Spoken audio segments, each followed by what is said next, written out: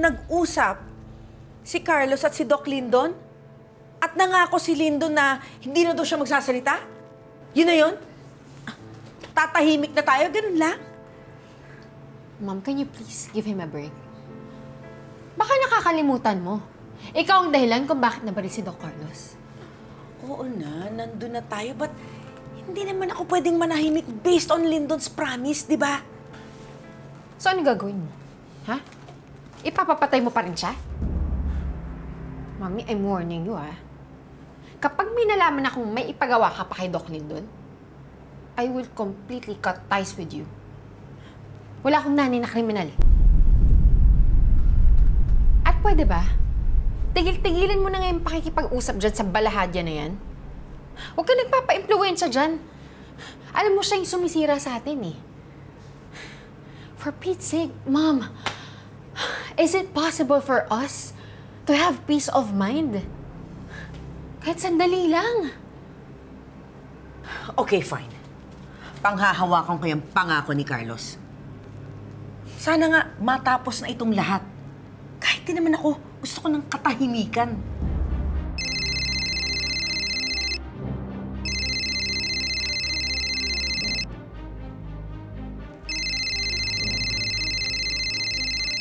Sino naman to?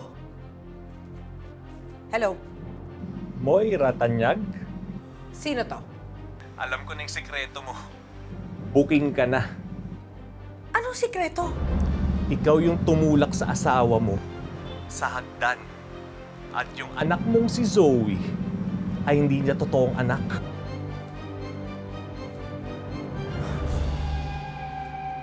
Alam mo kung sino ka man, hindi ako naniniwala sa mga pinagsabi mo. Wrong number ka. Anong wrong number?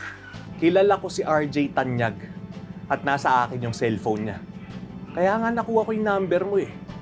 Di ba ikaw yung asawa niya? Si Moira.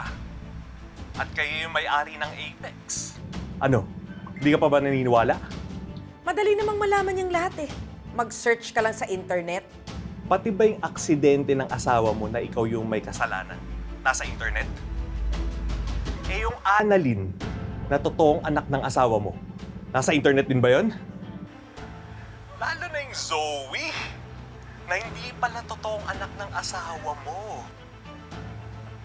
Hindi ka pa ba nagtataka? Bakit nalalaman ko lahat ng ito? May selfie video ang asawa mo dito sa cellphone na hawak ko na pagmamay-ari niya. Alam kong nakalimot siya dahil sa aksidente.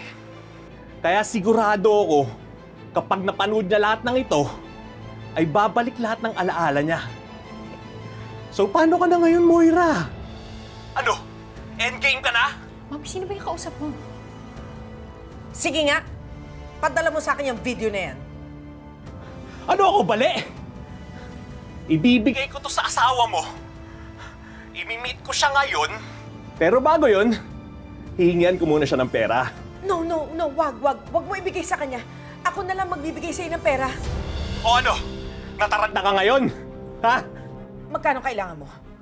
50,000. 100,000. Okay na yon. Madam, ang cheap mo naman!